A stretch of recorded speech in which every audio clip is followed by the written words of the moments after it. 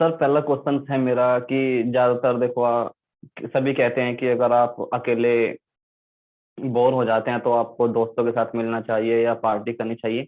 मेरे साथ ऐसा नहीं होता। मेरे साथ शुरू से ही क्या है कि मैं कंफर्टेबल केवल अकेले में महसूस करता हूँ। जैसे ये रूम हो गया, इसमें मैं रिकॉर्डिंग करना है, कुछ भी करना है, सब अकेला रहना ज्यादा पसंद करता हूँ।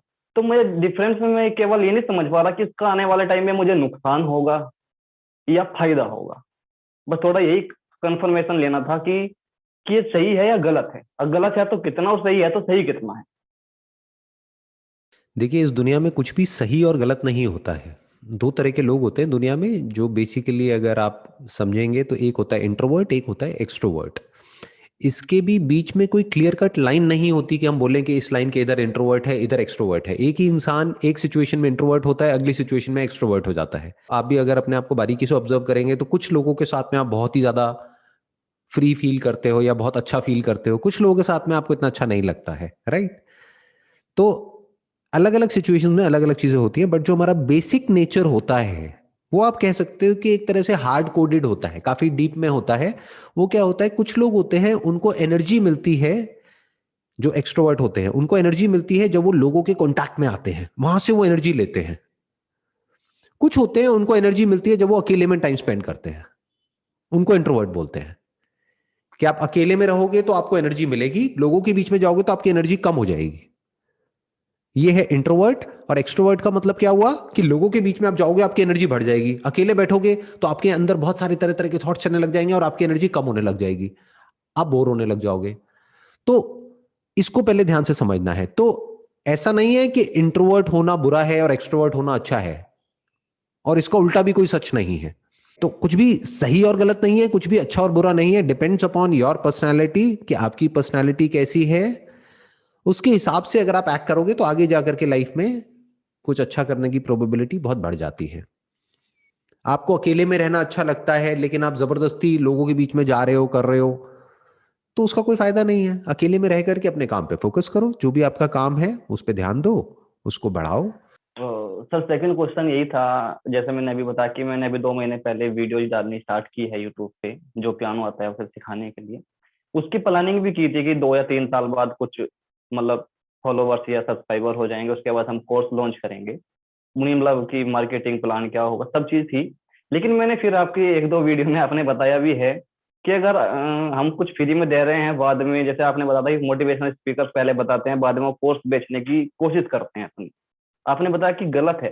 तो मैं इसे लेके थोड़ा कंफ्यूज हो गया कि क्या हम बाद में जाके अगर कोर्स लॉन्च करते हैं तो क्या वो सामने वाले के लिए गलत होगा, हम पैसे उनसे ले रहे हैं, या सही होगा? मतलब क्या वे हो उसका, हम जो आने वाले टाइम में कि हम अगर पियानो ही लेके चले तो हम क्या सोर्स ऑफ इनकम बना सकते हैं इससे आने वाले टाइम में? देखिए, इसको ध्यान से समझिए, कुछ भी गलत और सही नहीं होता है। इट डिपेंड्स कि आपकी इंटेंशन क्या है। एंड सेकेंड थिंग इज कि आप क्या वैल्यू दे रहे हैं। मानो आप एक कोर्स का चार्ज कर रहे हैं 20,000 रुपये और वैल्यू दे रहे हैं 20 रुपए की, तो गड़बड़ हो गई ना, तो ये तो फ्रॉड हो गया। लेकिन अगर आप चार्ज कर रहे हैं एक रीजनेबल सा अमाउंट, मानिए आप 1,000-2,000 रुपये चार्ज कर रहे हैं, लेकिन उस 1,000-2,000 रुपये में आप उनको वैल्यू दे रहे हैं 10,000 रुपये की, कि अगर वैसे वो कहीं और से सीखें तो उनको 5-10 हज़ार रुपये लगेंगे, लेकिन अगर आपसे सीखते हैं ऑनलाइन तो मान लो 2,000 में सीख जाएंगे, तब तो उनका फायदा हो रहा है, उनका नुकसान कहाँ हो रहा है? प्लस उनको पर्सनल एक क्लासेस मिल रही हैं आपसे, पर्सनली वो आपसे पूछ भी सकते हैं अगर उनको कोई डाउट हो तो। एक तरह की एक कोचिंग हो गई, एक ट्रेनिंग हो गई। तो it's all about your intention behind it, कि आपकी इंटेंशन क्या है, उनको बेवकूफ बनाना है या एक्चुअल में उनको वैल्यू देना है। और जिस कंट्री में आप कर रहे हैं वहां पे क्या वो अफोर्डेबल है या वो बहुत एक्सपेंसिव है, कि जिसको भी आप सिखा रहे हैं क्या वो आसानी से उसको अफोर्ड कर पाएंगे या उनको बहुत पैसा लाना पड़ेगा वो करने के लिए। तो पहले तो लोग ही बहुत कम करेंगे, दैट इज वन, आपको जो प्रॉब्लम आएगी अगर ज्यादा आपने अमाउंट रख दिया। और फिर अगर आपने ज्यादा कर दिया तो आप पे प्रेशर भी ज्यादा आएगा, क्योंकि अगर आपने किसी से 10,000 रुपये ले लिया तो अब उसको 10,000 की वैल्यू देनी पड़ेगी ना।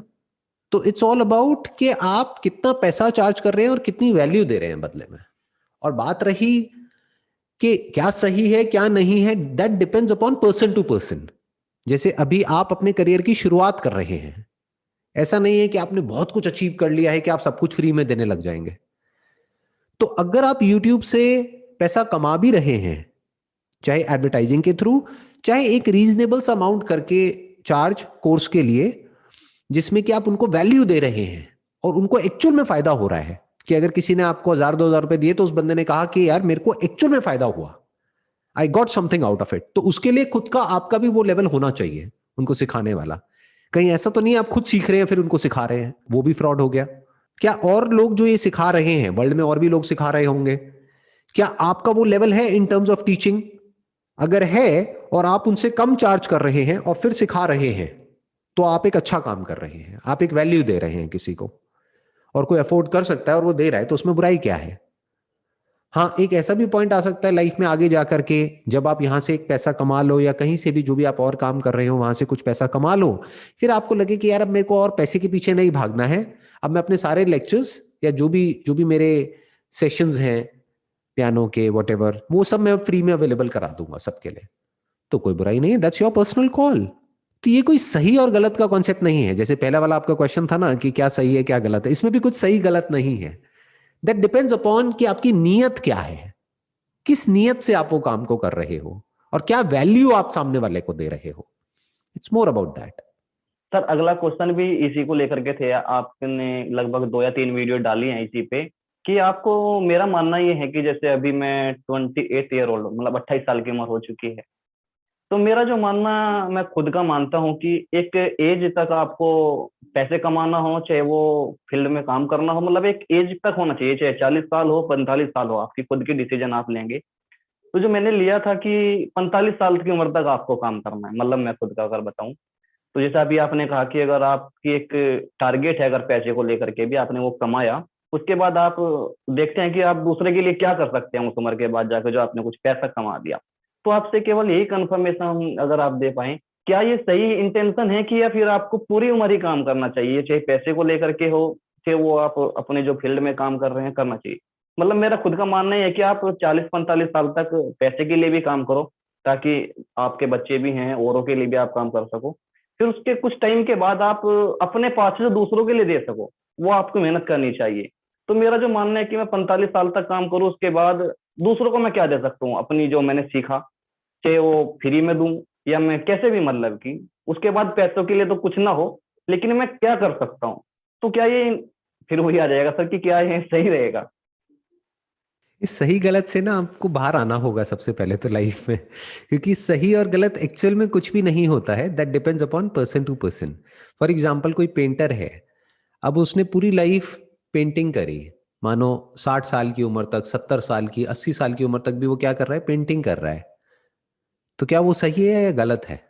उसको पेंटिंग करना पसंद है और वो पेंटिंग कर रहा है, और जब वो पेंटिंग लोग उसको खरीदने को तैयार हैं, उसको करोड़ों रुपए दे रहे हैं, तो वो ले रहा है। फ्री में क्यों देगा अपनी पेंटिंग किसी को?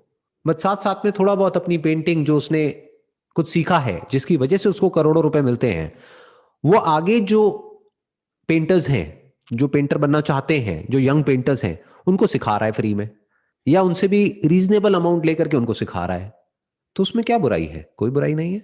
तो इसका कोई हार्ड एंड फास्ट रूल नहीं है कि आपने अपने माइंड में एक गोल बना लिया कि मेरे को 45 साल की एज में ये करना है, उसके बाद में ये करना है।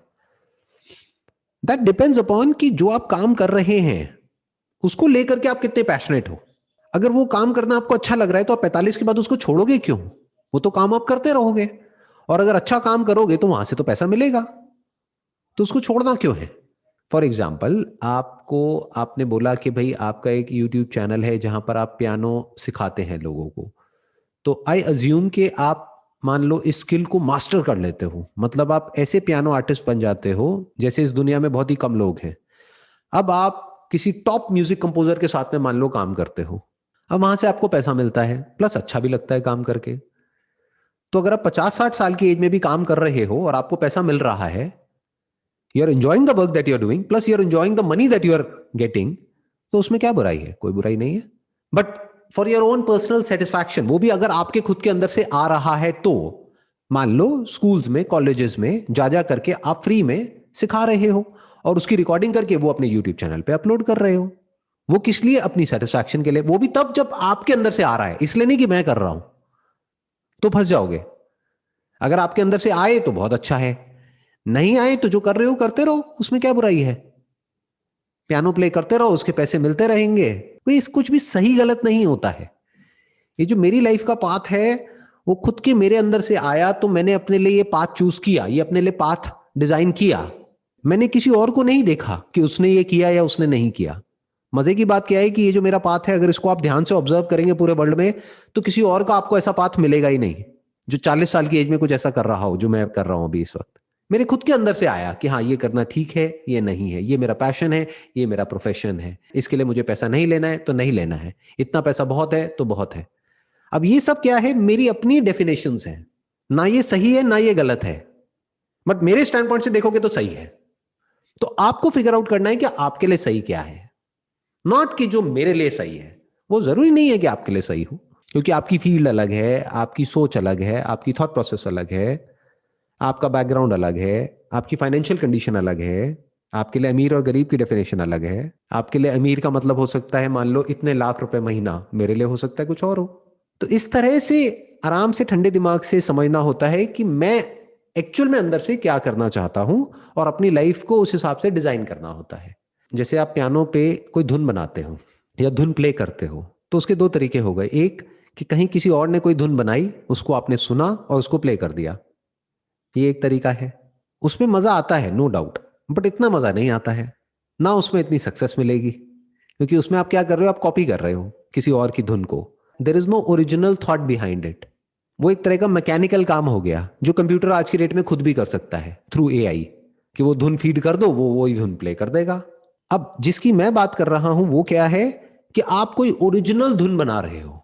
तो ऐसे अपनी लाइफ को देखो कि एक ऐसी धुन बनानी है आराम से बैठ करके। अब वो धुन बनती कैसे है, उसके लिए साइलेंस होना जरूरी है ना। उस साइलेंस में से आपको कुछ इंस्पिरेशन आएगी और वहां से कुछ क्रिएट होने लग जाएगा, एक तरह का आपका मूड होगा उस मोमेंट में। वो मूड म्यूजिक के थ्रू एक्सप्रेस हो जाएगा। और रोज हमारा मूड बदलता है, कभी आपका मूड सैड होगा, कभी खुश होगा। तो जब सैड है तो जो धुन निकल करके आएगी वो आपके दुख को एक्सप्रेस करेगी उस म्यूजिक के through. That is original music. अगर आप खुश हो तो उस खुशी को एक्सप्रेस करना है उस धुन में। अब वो कैसे करोगे? ऐसे ही लाइफ है, जैसे आपका ये पियानो में आप करते हो, ऐसे ही लाइफ में हमें करना होता है। समझना होता है कि हमारे अंदर से एक्चुअल में क्या आ रहा है, उसको एक्सप्रेस करना है। किस तरह से आपको एक्सप्रेस करना है वो आपके ऊपर है। तो साइलेंस में थोड़ा सा टाइम स्पेंड करो अपने साथ में, अकेले। वैसे ही आप कह रहे हो आपको अकेले रहना बड़ा अच्छा लगता है, तो अकेले में बैठ करके अपने आप से कुछ क्वेश्चंस पूछो कि what is the kind of life that I want to live. तो आपको अंदर से अपने आप ही आंसर्स मिलने शुरू हो जाएंगे। फिर उस डायरेक्शन में अपना पूरा एफर्ट लगा दो, अपना सब कुछ लगा दो, पूरी जान लगा दो, और फिर उसको अचीव करो।